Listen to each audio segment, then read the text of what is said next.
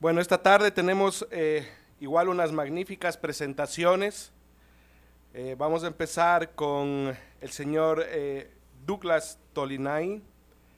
Disculpa si es que pronuncio mal el apellido.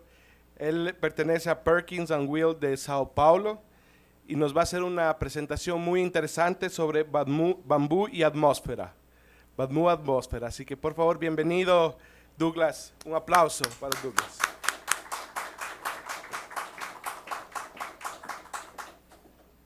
Boa tarde, obrigado pelo convite.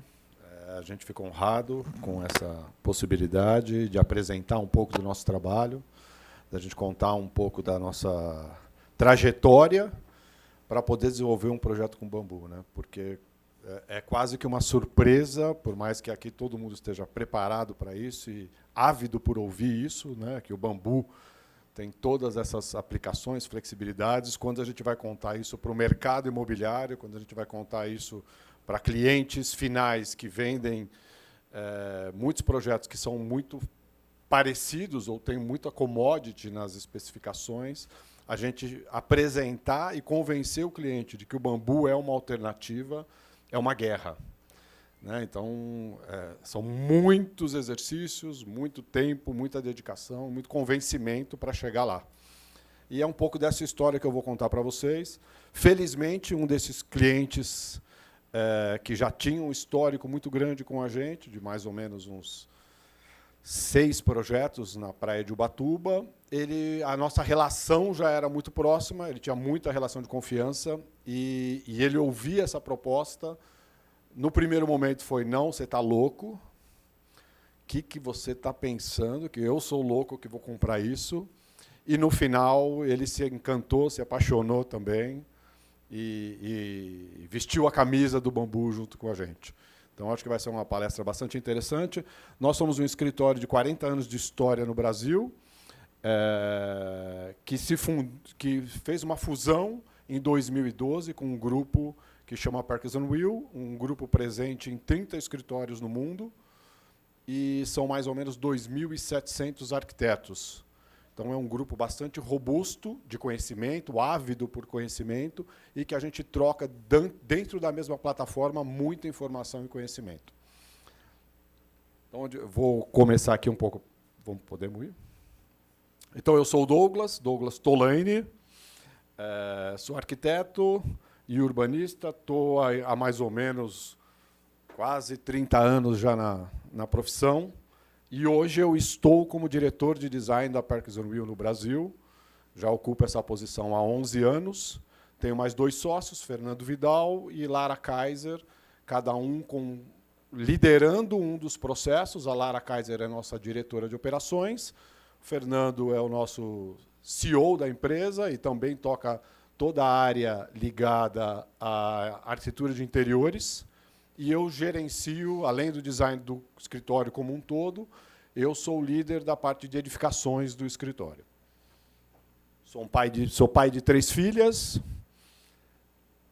Esse é um pouco do nosso panorama, a cidade de São Paulo. Aí existe um edifício nosso ali bem na frente, bem no meio ali, o mais espigão de todos, é um edifício que a gente desenvolveu. Pode continuar. Um pouco do nosso grupo. Hoje a gente está com aproximadamente 90 pessoas dentro do escritório.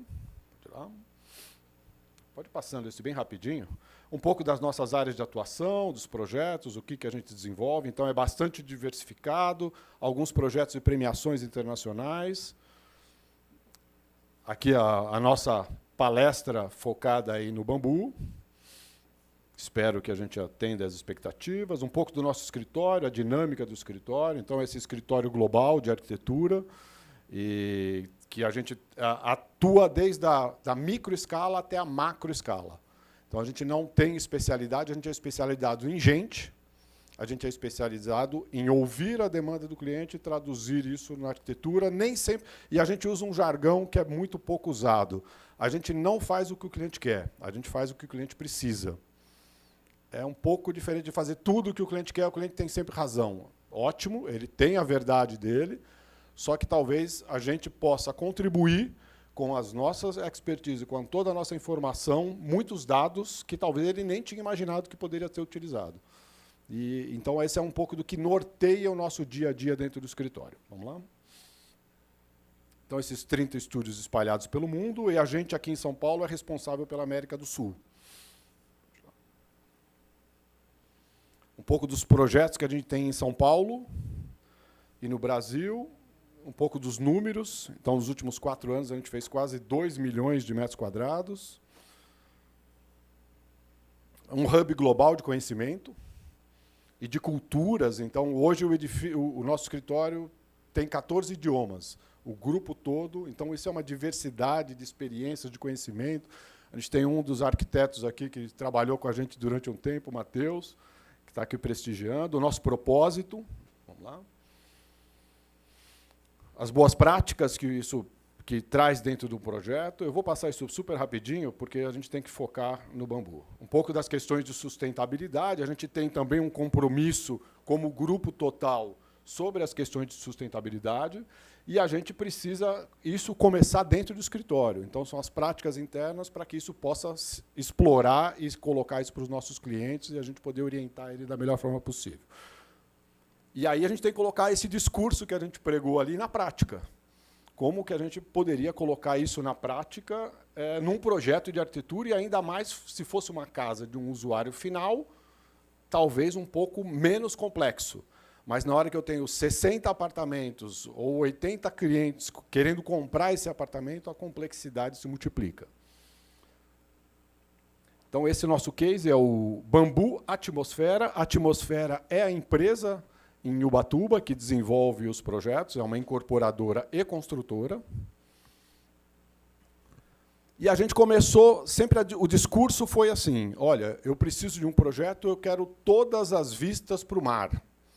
Essa foi a demanda que ele fez. São vários apartamentos, o terreno não ajudava em nada essa possibilidade, porque era um terreno com uma testada muito pequena e muita profundidade. E, ao invés de ele querer apartamentos muito generosos, ele queria apartamentos menores para poder ter mais liquidez. Então, a gente tem que lidar com essas demandas e como a gente solucionaria essa proposta dele. A ideia dele inicial é que o nome do empreendimento, o que ele estava inspiracionando, chamava Paguros, que é quase como se fosse um caranguejo local, que tem muita tradição nesse cliente de linkar o ambiente natural com os projetos, a cultura local com os projetos, e aí ele me deu esta sugestão. E aí a gente começou a falar, poxa, legal, mas o que eu me inspiro nisso para poder, talvez, trazer isso para a arquitetura, para poder respirar esse ambiente? Como a gente consegue trazer um design biofílico para dentro desse edifício, para que ele tenha essa atmosfera, para que ele se destaque, para que ele seja um objeto de desejo, e não vire pura estética, que ele tenha função, que ele tenha forma, que a gente unifique as coisas que complementam um projeto. Então, a gente começou um pouco fazendo uma pesquisa muito grande. Esse cliente definiu para a gente unidades de aproximadamente 60 a 70 metros, todas com vista para o mar. Eu quero uma piscina no topo do prédio, e existem as limitações de gabarito de altura da legislação local, que são o térreo, mais 4 pavimentos e o andar de cobertura. E ele deu total liberdade.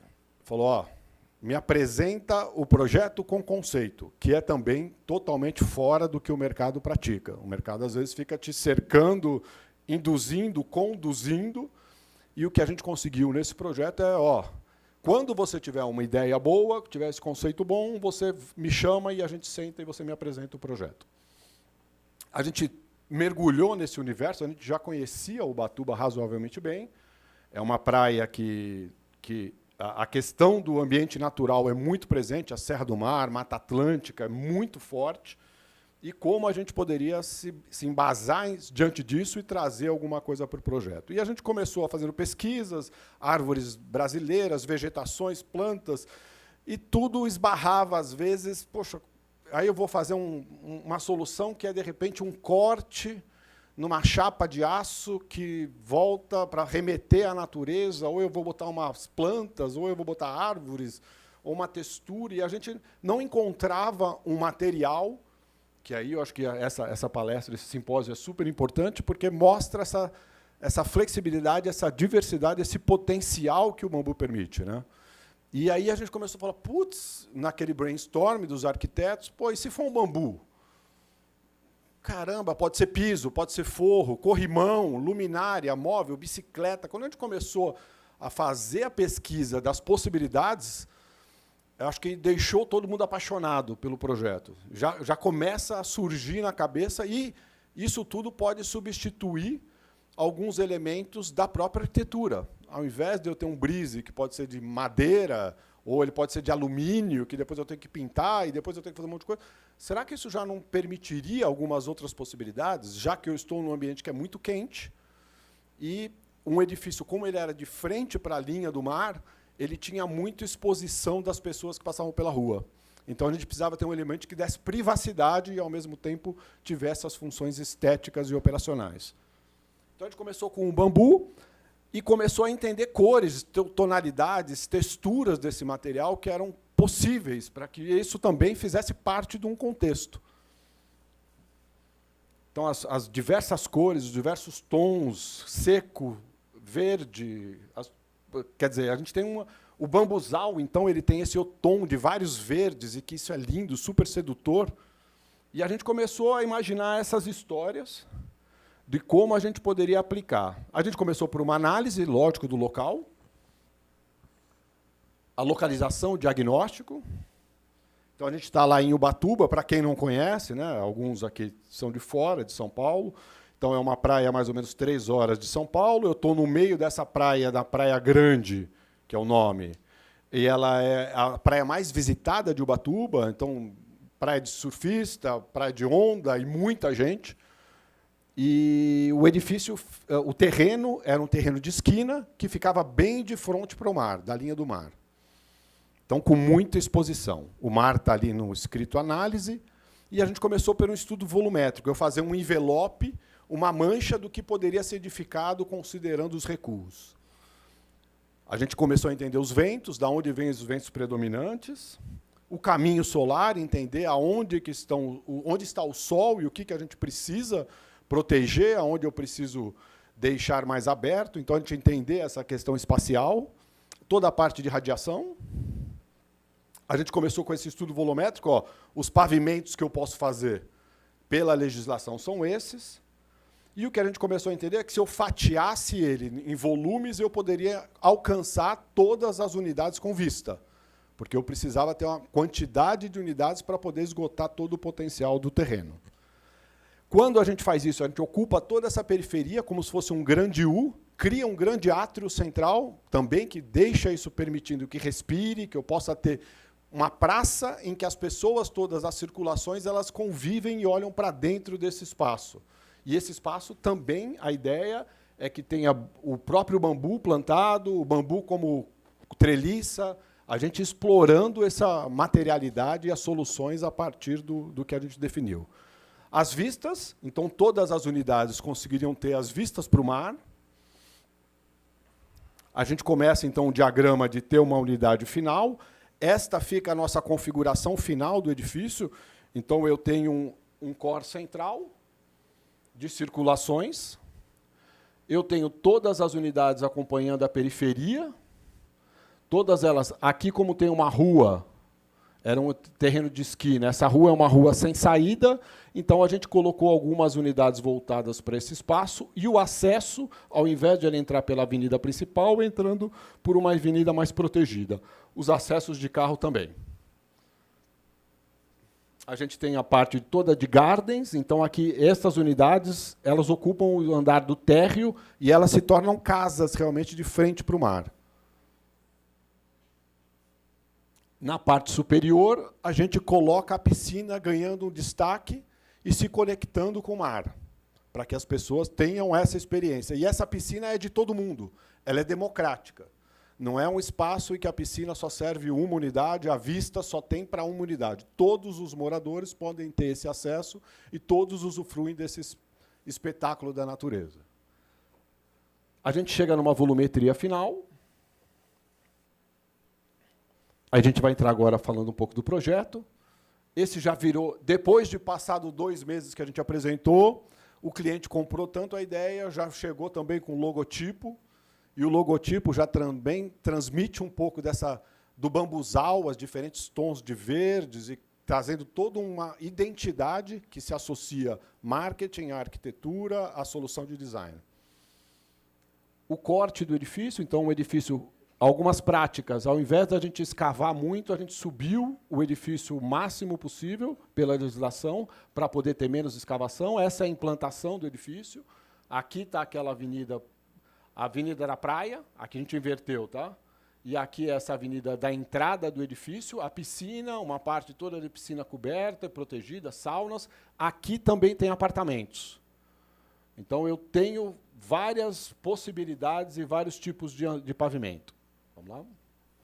As unidades de térreo, uma grande praça central, onde as pessoas se encontram, ponto de encontro das pessoas, onde cria o espírito de comunidade, as pessoas vão lá e vão tomar cerveja junto, vão se encontrar para ir para a praia. Então, o grande ponto de encontro.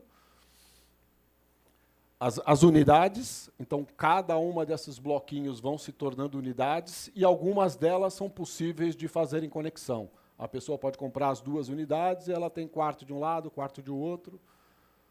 Os pavimentos, todos vão se desenvolvendo, 2 elevadores, uma escada. O elevador já abre com vista direto para essa praça, então as pessoas também, ao invés de ter aquela coisa sombria e falta de iluminação para os elevadores e corredores de circulações, tudo muito natural, tudo muito integrado à natureza. Isso tudo que vocês viram, ele nunca é desenhado, isso é tudo construído virtualmente. Então, esse daqui é o modelo do BIM, enquanto a gente estava desenvolvendo o projeto. Na nossa fase de estudo preliminar, já estávamos enxergando isso aqui que está na tela. E aí foram criando soluções. Aí o que a gente trouxe também para remeter um pouco à história toda do bambu, a gente usou o cobre oxidado no topo do edifício, nessas piscinas e nas entradas. As áreas comuns eram identificadas com esse produto e ela trouxe essa valorização, e vocês vão ver nas imagens o quanto que isso se tornou inusitado e especial. O edifício todo modelado, como as coisas iam acontecendo, a entrada, as circulações. E a nossa proposta era, eu vou fazer porta, forro, painel de shafts em bambu, armários, puxador, tudo que era possível, a gente sempre especificou e buscou com a solução de bambu. Então, é um edifício que respiraria e tem a alma do bambu. Isso se tornou os renders. Daquelas imagens, ele começou a se tornar isso. Todos os painéis de fachada, que são o que mais chama a atenção no primeiro momento, fechamentos de muro, passamão de corrimão, tudo feito em bambu. E aí a gente colocou um pouco aqui um videozinho para vocês do bambu na prática. Se você conseguir, tem que clicar em cada um deles. Eles estão executando o painel em bambu na parede e no forro. E aí essa é uma porta de acesso para um espaço onde guardam malas, onde guardam alguns equipamentos da operação do condomínio. Ali do lado já é uma porta de shaft.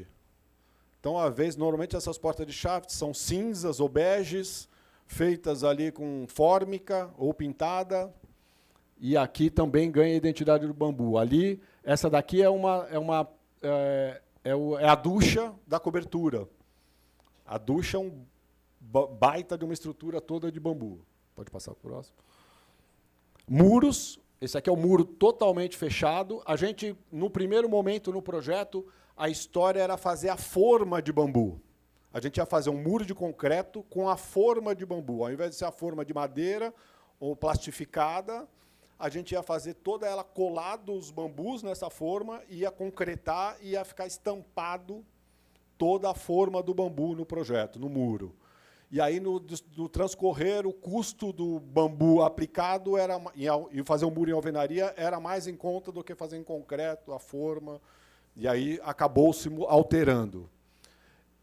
O portão, feito em bambu, que assim, é uma coisa que, putz, quando realizou esse portão, eu pulava de alegria, né? Porque normalmente é aqueles portões horrorosos, tudo aberto, e como a identidade é super intensa. O corrimão, a parte toda de fabricação, então montou-se na própria obra uma oficina em que tinham todos os requadramentos e o bambu aplicado. A parte toda de produção, uma única empresa desenvolveu esse projeto.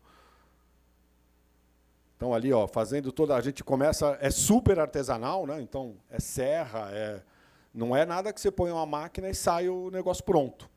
Então, isso também é interessante, porque, às vezes, a gente não tem isso na cabeça de como é que se executou aquilo. Então, é muito parafuso, muita fixação, tem a coisa física, realmente, né? Eu tenho que ter a proteção, a montagem física. Eu achei que isso era bastante importante para vocês visualizarem essa experiência do bambu na prática. Um pouco de números.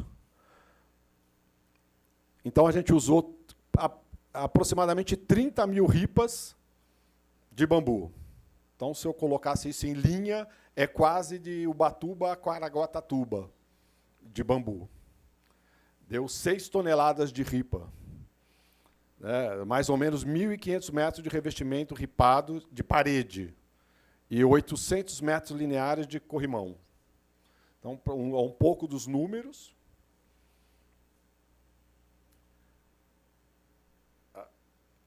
Aqui, acho que deixaram copiando, ficou a mesma coisa. Agora, um pouco do ensaio. Uma coisa bastante interessante. Quando a gente lançou esse produto, em 2019, janeiro de 2019, plena crise imobiliária do Brasil, tudo parado, aquela confusão política e econômica. Vai lançar isso em janeiro. Nossa, não vai vender nunca esse prédio, né? Então, e quanto é o preço de venda de um edifício desse na praia, em Ubatuba? R$8.000. Douglas, mais do que 8.500 não vai vender. Eu falei, não, vai. Você tem tudo aqui nesse projeto. Tem discurso, tem prática, e tem aplicação, e tem design. Ele é um objeto de desejo. Foi vendido, naquela época, a R$13.500 o metro quadrado. Uma valorização de quase 80%. Quem acreditou no design, quem acreditou no discurso, quem acreditou nisso, teve uma valorização de ganho. Hoje, tem alguns edifícios de revenda. Quem comprou pagou isso. Nas revendas, estão falando de 24 a 28 mil reais o metro quadrado. Em Ubatuba. Não é na Rebouças, não é nos Jardins. Olha como o poder do design e o discurso, a prática e a aplicação podem também gerar resultado financeiro sem perder a questão de inovação, de trazer o novo. Essas fotos foram tiradas pelo Nelson Con. O edifício se destaca muito na paisagem, né? Esses quadros metálicos, a gente também fez assim, eu não quero saber se essa pessoa tem mais dinheiro do que essa, se tem mais dinheiro que aquela. A gente não gostaria de que ficasse rotulado o edifício, que você fala que é 1 por andar, 2 por andar ou 5 por andar. A pessoa não sabe. Quem está passando na rua tem um edifício. E como ele se configura, não precisa ter aquela coisa, cara de porta de banheiro, cara de cozinha. É um edifício que ele existe. Não?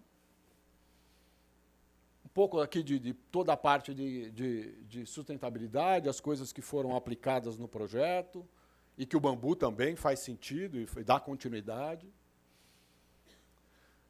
Os brises na prática, né? Então, criando essas texturas fantásticas, né? Aqui tem um portão de acesso, e aqui o restante todo. Ainda a vegetação estava muito crua, mas hoje já está muito mais frondosa. A praça central, então todo mundo circula, o elevador já dá de frente para essa praça central. Um pouco das espécies que a gente utilizou. Toda a parte também de especificações e estação de tratamento de esgoto e resíduos. Lá em cima, a questão da piscina, aí a gente tentando sempre essa integração, e o mar de Ubatuba é um mar mais verde, né? A Costa Verde ele é mais esverdeado, então também fazendo uma conexão. Esse é o final de tarde. No Airbnb, algumas unidades é 950, R$1.000 por dia, não na época de festas. Então, também, para quem comprou, é uma aplicação talvez interessante. A entrada, criando mais esse cenário, olha o que acontece lá dentro, menos cara de guarita, portão e prédio fechado com aquele gradil de alumínio que fica balançando. Normalmente na praia é sempre bem fininho, leve, aí aquilo fica sempre... Aqui é uma coisa muito mais aberta para a cidade, como se fosse um hotel. Eu te recebo aqui, seja bem-vindo. Os brises acontecendo, as pessoas fazendo ocupação. Vamos lá.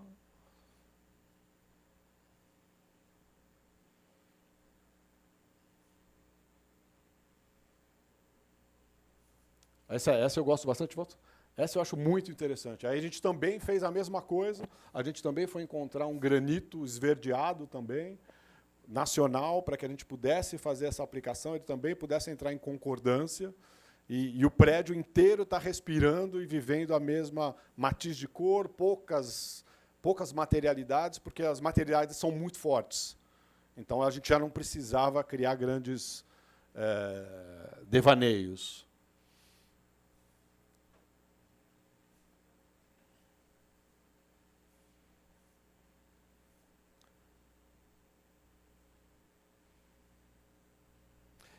E a gente tem uma responsabilidade muito grande, né? Se eu tivesse que fazer essas mesmas opções de projeto todo em alumínio, o quanto isso reverteria para o meio ambiente? O quanto eu geraria de impacto e que o bambu, um material que a gente está autorizando, que a gente está colocando em evidência, o quanto que ele traz de benefício, tanto na opção quanto no próprio plantio, né?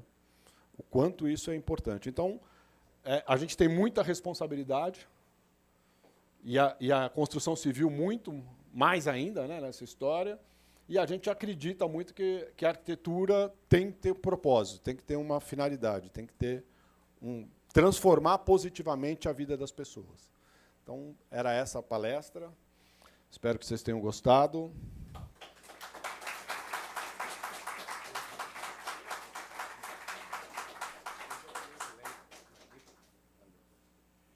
Muchísimas gracias, Douglas.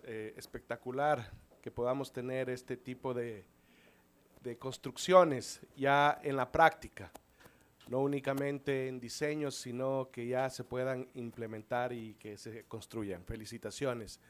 Vamos a hacer, Douglas, si puedes venir para acá unas 3 preguntas nomás. Estamos a ver, preguntas, por favor, levante la mano. Temos 1, 2, 3, Douglas. 4. Muito boa apresentação, achei bem interessante os aspectos que você colocou. E eu fiquei com uma dúvida, assim, se você fosse construir ou com alumínio ou com algum outro material, qual que foi a questão de custo? Né? Imagino que deve ter sido difícil vocês conseguirem toda essa quantidade de ripas, deve ter alguns desafios ali, mas e no custo? Ficou maior, menor, igual? Quando a gente começou, a gente nunca tem uma postura de propor para o cliente algo que a gente não saiba o quanto custa. Então, no começo do processo inteiro, a gente encontrou uma empresa que trabalhava muito com essas soluções. A gente desenvolveu prototipagens, conversas, orçamentos, para que isso gerasse um número.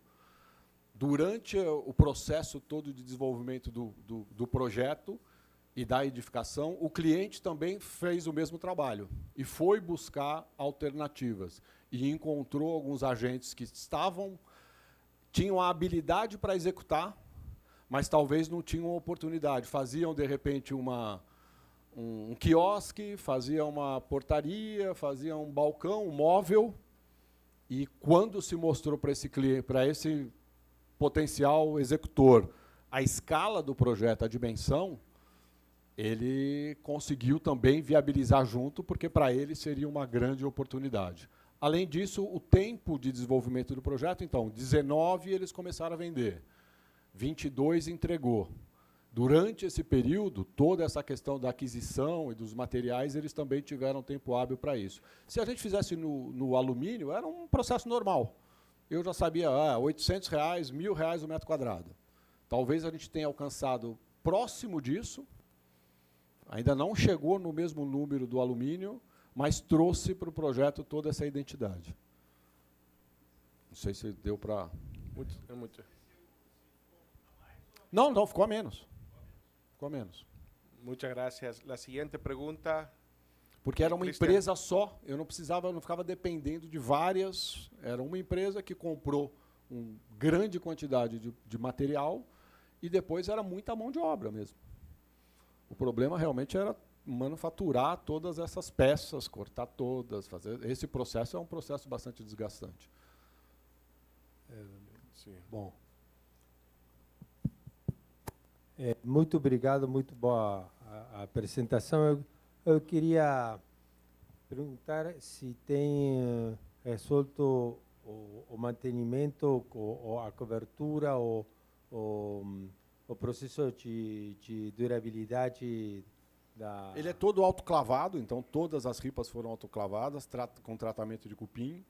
Todas elas já foram também com proteção de fogo. Então ela teve todo esse cuidado para que a gente tivesse um produto de excelência, porque depois a empresa é responsabilizada no mínimo por 5 anos. Então, como as normas brasileiras são bastante rígidas, a norma do consumidor é muito rígido, a gente teve todo esse cuidado, a construtora teve todo esse cuidado para que isso pudesse ser executado. Obrigado. Gracias. Outra pergunta mais?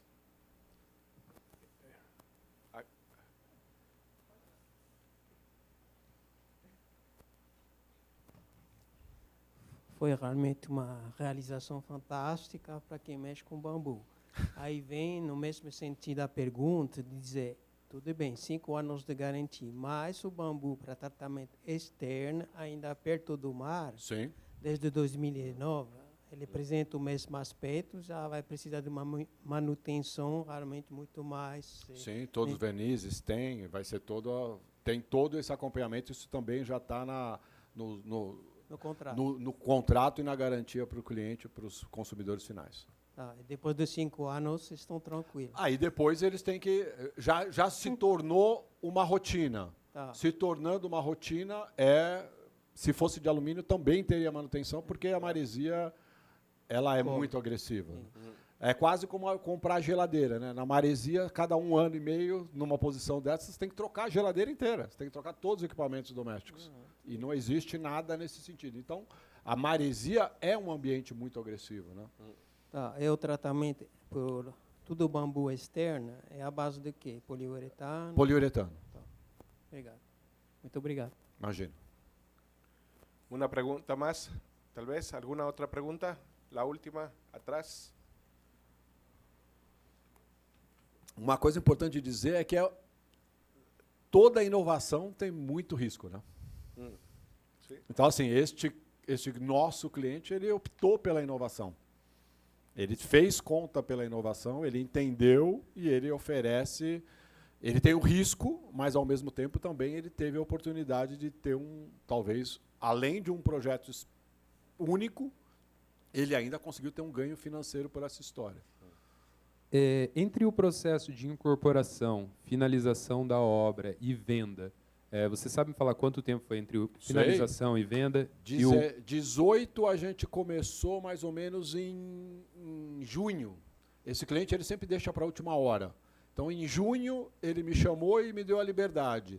E ele queria lançar em janeiro. Então, eu tive para o tempo de criação e desenvolver um projeto que poderia entrar em prefeitura de junho até dezembro.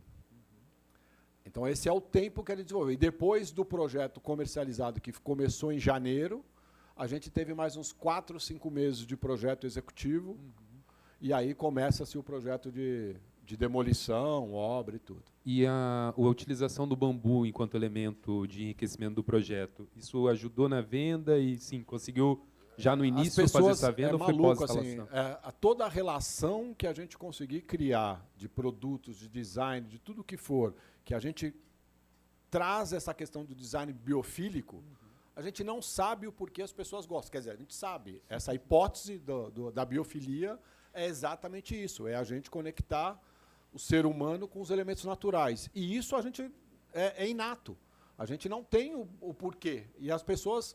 Era muito curioso, porque no próprio stand de vendas tinham umas peças e tinha o brise, e as pessoas iam lá e ficavam passando a mão, e encostando, falando, nossa, é de bambu mesmo, não é fake, não é de plástico, olha que bacana, nossa, vai ser verdade. Então, assim, ele se torna uma paixão. Ó, o nosso pendrive é de bambu, então, e é legal? É.